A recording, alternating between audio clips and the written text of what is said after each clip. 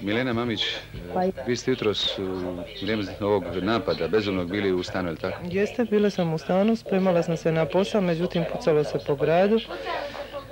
I kad se oglasila sirena, išla sam skupit malu i babu, pošto mi baba ne čuje, skinula je aparat za sluh i to je bilo trenutačno momentu. Ja sam se našla u hodniku kad je već palo po meni, osjetila sam da me to uklupilo, ali sam išla gledati di mi je mala mi išla, međutim WC stvorila se iza mene i u tom dimu, u tom panici čitavo ne može se ništa, samo sam uspjela otvoriti vrata da malo zraka dobijemo.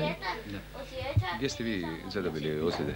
Dobila sam tu u kuku i u mišić i na vrat. Mala Marina vaša, ona ima koliko godina? Ima 9 godina. Ona je dobila u buci. Gdje si ti došao ozlijeđen? Ranjena sam tu. I onda da ću ići u WC, nisam mogla se makni nikako. Nisam se mogla makni i onda sam se morala ići digniti. Kažite mi, vi ste sad u jedan trenutak ostali bez doma. Bez ičega. Hvala Bogu, ostala sam bez ičega. Stanujem kod bake 10 godina, baku čuvam, sad smo ostali ja i ona. Imala je tu kod susjeda. Bez ičega. Radite? Radim u Laurus. Trebala sam raditi jutros, međutim... Tamo dok ste vi odlazili na posao? To je sve, da. Za 10 minuta sam trebala izići iz doma za ići na posao. Nećemo se ometati, ovo je odmor neophodan. Zahvaljujemo i nadamo se da ćete skoro prezdraviti. I ja se nadam, hvala lijepo. Hvala. Ostatak priče Milene i Marine Mamić bez komentara izgleda ovako.